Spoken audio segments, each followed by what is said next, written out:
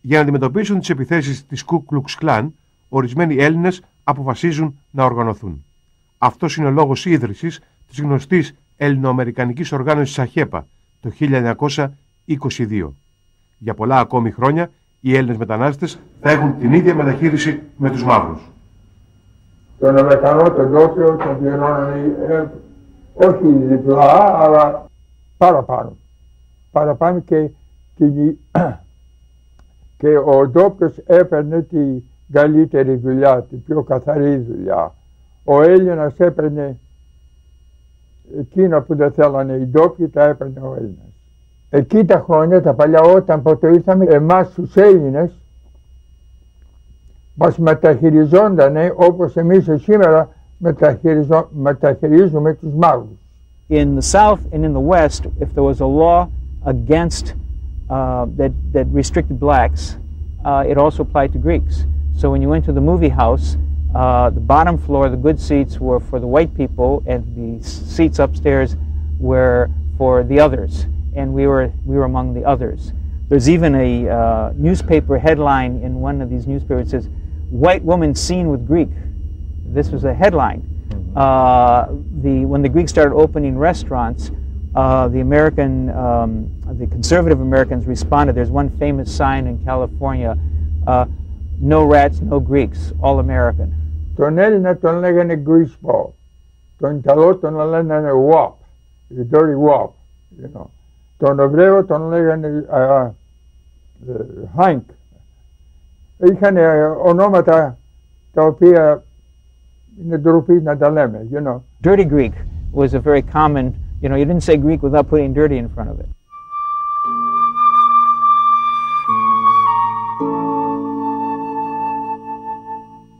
Μία μερίδα πολιτών και μέσων ενημέρωσης αρχίζουν να κατηγορούν τους Βρωμοέλληνες για όλα τα κακά της αμερικανικής κοινωνίας. Για τις ασθένειες, την βρώμα και την αυξανόμενη εγκληματικότητα. Η αστυνομία τους βάζει στο στόχαστρο. Στο Σικάγο, σύμφωνα με τα επίσημα εγκληματολογικά χρονικά, οι Έλληνες καταλαμβάνουν 3 πρώτες θέσεις ανάμεσα σε όλους τους μετανάστες. Πρώτη στους βιασμούς και στις απαγωγές, στη διασάλευση της δημόσιας τάξης και στις συλλήψεις από την αστυνομία, με μεγάλη διαφορά μάλιστα. The statistics grew and increased, so suddenly it made the Greeks look like criminals, because the Greeks were always breaking public ordinances. And there's some truth to that, because there's a basis for it. In the old Greek towns, used to be male-dominated, and just like in the Chinatowns, wherever there's lots of males, well, there's going to be a little gambling, there's going to be a little prostitution, that's where the criminals may gather. So there is a connection of the Greeks to the underworld, but again, on the fringes rather than as the organizers, and you see that in the movies quite a bit. Ασφαλώς μεταξύ των Ελλήνων υπήρχαν αρκετοί εγκληματίες, αλλά με τη σειρά τους οι Έλληνες μετανάστες υπήρξαν θύματα προκατάληψης και στερεοτύπων που είχαν δημιουργηθεί σε βάρος τους. The Greeks were usually associated with petty crime. Very often it was with the kathinion, because the police couldn't understand why all these men were sitting around drinking coffee. They thought for sure something else is going on. They were constantly raiding the coffee houses, and if they found them playing cards, or they had a dancer, or they were doing something, they arrested them for an illegal cabaret or for illegal gambling. So there were lots of little arrests which didn't mean anything. Greeks were often peddlers. That was a typical job for a Greek immigrant. Selling fruits and vegetables in the street, selling candies and sweets. It was typical. The Greeks really were discriminated against because of their peddling, and they received many tickets from the police and were harassed by the police. Από εκεί, τι άλλο να σας πω, το μόνο που ξέραμε, δουλειά, μείναμε στο Λίν αρκετά χρόνια. Από εκεί πήγαμε ένα μικρό διάστημα στο Springfield, Mass. Ο πατέρας μου είχε άλογο με καρότσα από πίσω και είχε λαχανικά και φρούτα και πουλάγε στο δρόμο. And a lot of them are peddlers. So they go to the wrong corner, or they do something, or sometimes the police don't want you on a corner, so they give you a summons to keep you from doing that. Send money to the old country. And the guy says, sure. He said, all right, I'll take $2 and I'll send it to the old country. Then after 3 or 4 years, he found out the man did not send the money. And then he'd go looking for him, and there'd be a fight, and they would shoot, and therefore the Western papers kept saying, another fight in Greek town, another stabbing in Greek town. So there was this reputation that the Greeks were tough. The Greeks, the Italians were in violent crimes. They certainly did their part. But on the whole, you didn't really have that. But discrimination and prejudice made them seem much worse than what they were. Because, remember, there were strong racist groups at that time trying to cut immigration.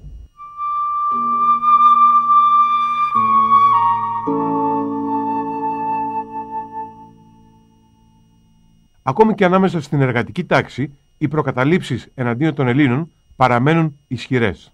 The message is, well, they're not Europeans, they're from over there, so they're all Greek. You know, the interesting part, and this is almost shocking, is when you were in Massachusetts and you were working in a mill, and you couldn't get into the union because you weren't a European. So the Greeks formed their own unions with Turks, Albanians, and Greeks had a union because they saw that they were together and they had a struggle against the others as a group.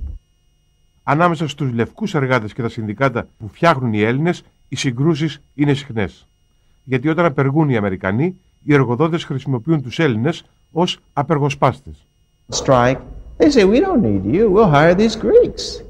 You know, a case like this happened in the year 1909 in Omaha. They weren't contract laborers, but they were brought in to break a strike. And that caused so much animosity in Omaha, Nebraska, that the Greeks were chased out of Greektown. And one of the great signs of discrimination against the Greeks. Την αφορμή για τα επεισόδια δίνει ο Γιάννης Μασουρίδης, ένας μετανάστης στην πόλη Ομάχα, στην πολιτεία της Νεμπράσκα, που σκοτώνει έναν αστυνομικό μετά από μια λογομαχία. Σε συγκέντρωση των κατοίκων της πόλης, οι ομιλητές κατηγορούν όλους τους Έλληνες ότι δουλεύουν φθηνά, είναι βρώμικοι, μαζεύονται στα καφενεία όπου πολιτικολογούν ή χαρτοπαίζουν και επιτίθενται στις γυναίκες. Οι κάτοικοι απαντούν με ένα πραγματικό πογκρόμ εναντίον της ελληνικής κοινότητας. Φωνάζοντας θάνατο στους Έλληνες, καίνε επί 6 ώρες την ελληνική συνοικία, καταστρέφουν όλα τα καταστήματα και βάζουν φωτιά στα σπίτια.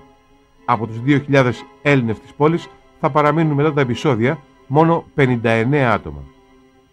Η ελληνόφωνη εφημερίδα του Σικάγου Ελληνικός Αστήρ έγραψε για τα επεισόδια. Συρφετός εκ της κατωτάτης κοινωνικής υποστάθμης, υποκινηθής υπό 2 βουλευτών και ενός δικηγόρου, θείοι και απολύοι. Τριάκοντα οικίε, ενές κατόκουν Έλληνες, εγένοντο παρανάλωμα του πυρός. Η αστυνομία ανίκανος προς επαναφοράν της τάξεως και της προλήψεως διαρπαγής και καταστροφής ξένης περιουσίας. Σκηνέ φρικώδης, σκηνέ βαρβαρότητος διαδραματίστησαν κατά όπλων ανθρώπων. Επίθεση κατά γυναικών. 13 Έλληνες πληγωμένοι. Καταστροφή περιουσιών. Στο κύριο άρθρο του, ο Ελληνικός Αστήρ καλούσε τους Έλληνες μετανάστες να αλλάξουν συμπεριφορά και έγραφε: «Τα παθήματα των ενομάχα ομογενών θλίβουσιν την καρδία μας και κατακρίνουμε σφόδρα τη στάση των ταραχοποιών. Αλλά αφετέρου, όταν βλέπουμε γυναίκας, δικηγόρους και βουλευτάς επιτιθέμενους κατά των Ελλήνων, οφείλουμε να παραδεχθόμεν ότι και πολλά άλλα πλην του φόνου υπήρξαν τα αίτια, άτινα όθησαν αυτούς να προβώσουν εις το τολμηρόν τούτο διάβημα. Οφείλουμε να ομολογήσουμε ότι πανταχού της Αμερικής ευρίσκονται πολλοί χαρακτήρες, μολύνοντες το ελληνικό όνομα. Αλλά ως φαίνεται και εν την περιστάση αυτή και εν άλλες ομοίας, οι Αμερικανοί έχασαν πάσαν υπόλοιψη προς τους Έλληνες και ήρξαν το από την ως χρόνου απεκθανόμενοι ημάς, ως λαόν ανάξιον της αποστολής του και του κλαίους των προγόνων των και ως μη επιθυμητούς πολίτες. In at least 2 or 3 places, the Greek section of town was burnt down, and the Greeks were chased out for many different reasons, but always because the law was not supposed to, didn't apply to this group of people. And there was a famous labor dispute also in Washington, in which at the end the white workers sided against the Greek workers. And see, that's a strange division to think Greeks as not being white. And the sheriff ran everybody out of town. They arrested all the Greeks, they put them on a boat, and they took them off on a boat, and they said, if you come back, we'll shoot you.